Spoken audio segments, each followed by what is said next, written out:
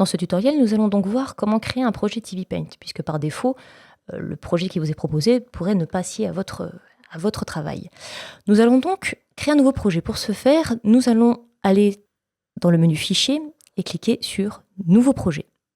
Il est également possible de cliquer sur l'icône qui symbolise un nouveau fichier avec un petit plus juste ici. Ou il est possible d'appeler cette fonction en faisant le raccourci Maj-N de façon à ouvrir le panneau de création de nouveaux projets. Vous remarquerez immédiatement qu'il y a notamment deux onglets, un projet et un projet avec caméra. Le projet avec caméra sera abordé un peu plus tard, quand on verra tout ce qui concerne les storyboards et l'animatique. Donc pour l'instant, nous allons nous focaliser uniquement sur l'onglet projet ici.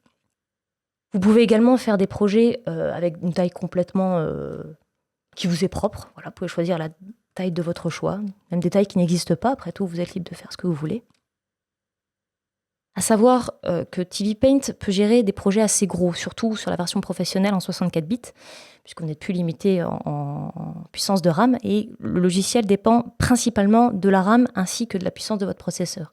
Donc, si votre ordinateur, c'est une machine de compétition, n'hésitez pas au niveau des dimensions, surtout si c'est pour du dessin. Après, pour de l'animation, au-delà du 4K, ça commence à devenir un peu lent. Parce que forcément, on gère à la fois des calques et également de l'animation sur plusieurs, parfois centaines d'images. Ça peut être un peu lent. Donc, pour juste du dessin, par exemple de la préparation de décors, vous pouvez vous lâcher à avoir des formats très gros. Pour de l'animation, je vous conseille un peu moins. Donc on a effectivement la largeur et la hauteur en pixels. On va également avoir le nombre d'images par seconde, traditionnellement plutôt en 24, c'est ce qu'il y a de plus simple au niveau des calculs. Certaines personnes préfèrent animer en 12.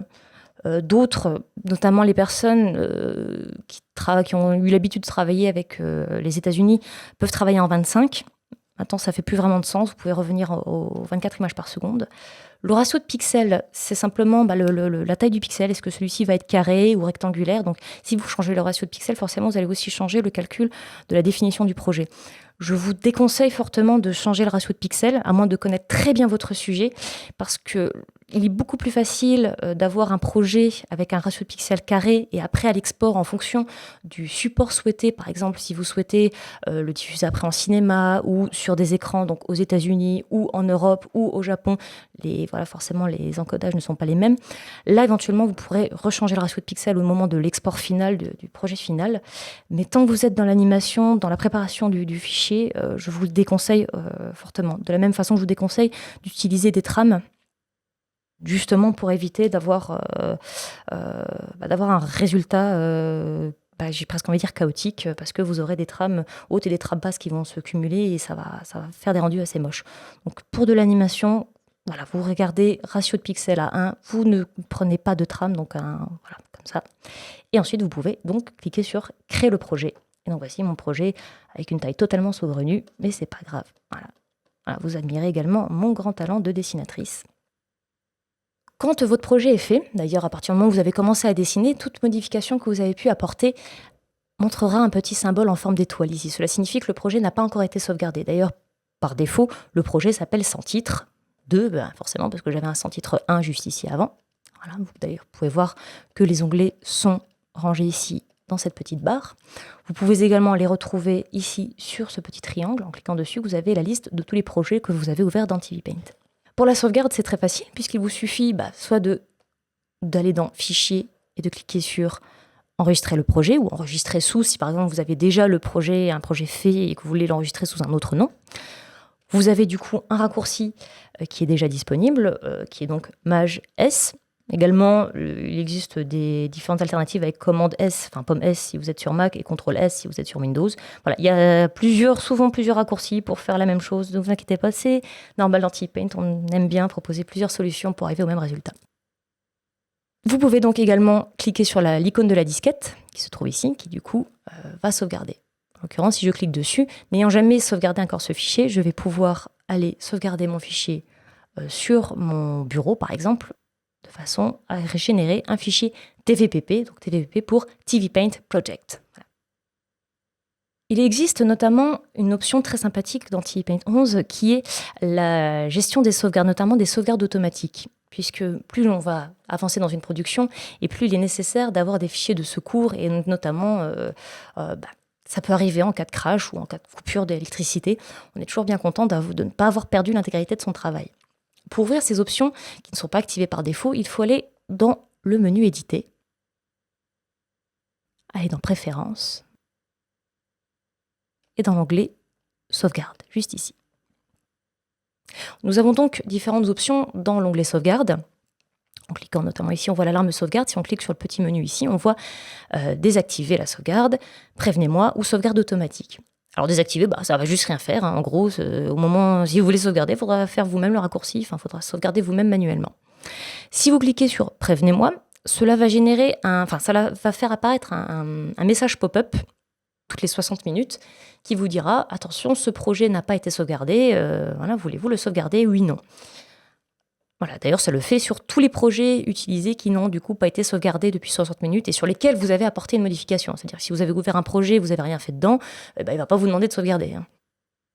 Vous avez également la sauvegarde automatique. Là, pour le coup, le message ne va pas apparaître, ça va sauvegarder tout seul.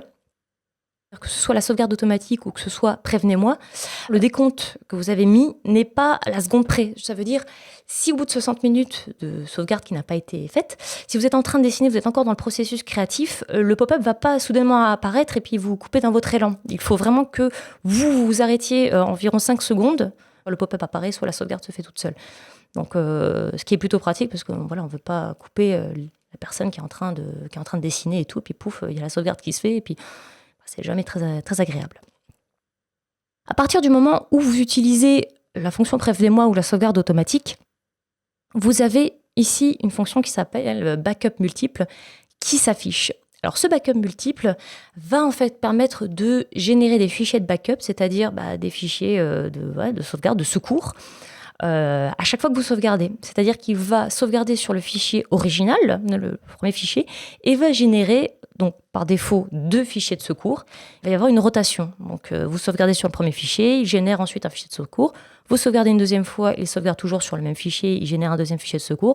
Vous sauvegardez une troisième fois, il sauvegarde toujours sur le fichier d'origine et il va écraser le premier fichier de secours. Et il y a une rotation comme ça qui s'effectue après en fonction du nombre que vous avez mis. Vous pouvez aller jusqu'à 99.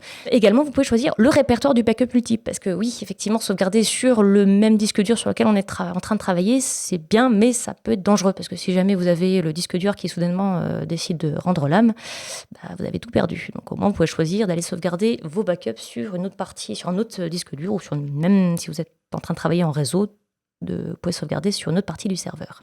La compression TVPP, petit mot dessus, c'est simplement une compression des fichiers TV Paint qui est fait par défaut, qui ne ruine absolument pas la qualité. Au contraire, ça garde exactement la qualité des projets TV Paint. C'est juste que ça les rend beaucoup plus petits par rapport à les fichiers qu'on pouvait par exemple générer avec TV Paint 9. Ça les réduit pratiquement de moitié, ce qui est plutôt sympathique, surtout quand on travaille sur des fichiers très lourds en 2K ou en 4K.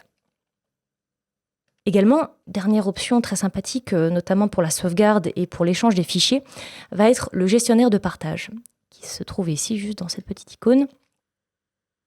Le gestionnaire de partage, alors effectivement, là, étant toute seule, forcément, ça ne fait pas trop de sens, mais lorsque vous êtes connecté sur un réseau où plusieurs personnes utilisent des licences TV Paint professionnelles, édition professionnelle, vous allez pouvoir voir ces gens connectés ici. Bien sûr, et je vous conseille tous de changer votre nom d'identifiant, parce que si vous appelez tous New TV Paint User, c'est pas très évident pour s'identifier.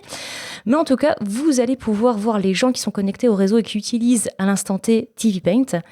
Ainsi, vous allez pouvoir cliquer sur eux et décider de leur envoyer tout un projet, afin qu'ils aient une copie de votre projet pour, par exemple, vous êtes en train de travailler avec votre chef anime, il veut vérifier l'animation, où est-ce que vous en êtes, vous lui envoyez le projet, il regarde, il dit c'est bien, c'est pas bien. En tout cas, ça va beaucoup plus vite que d'envoyer un email en disant regarde sur le serveur à tel endroit. C'est quand même beaucoup plus sympathique. Voilà. Vous pouvez d'ailleurs envoyer des projets, mais pas que, vous allez pouvoir aussi envoyer des clips, donc des vignettes de storyboard. Bien sûr, je vous renvoie au tutoriel sur les storyboards pour savoir précisément ce qu'est un clip. Ainsi qu'un panneau personnalisé. Et là, pareil, je vous renvoie au tutoriel qui mentionne les panneaux personnalisés. Vous pouvez après, bien sûr, choisir quel projet, quel panneau personnalisé vous voulez envoyer, puis ensuite à qui vous cliquez sur la personne, et la personne va recevoir du coup le fichier chez lui. Il y aura une petite notification qui lui dit qu'il a reçu quelque chose d'un de ses voisins.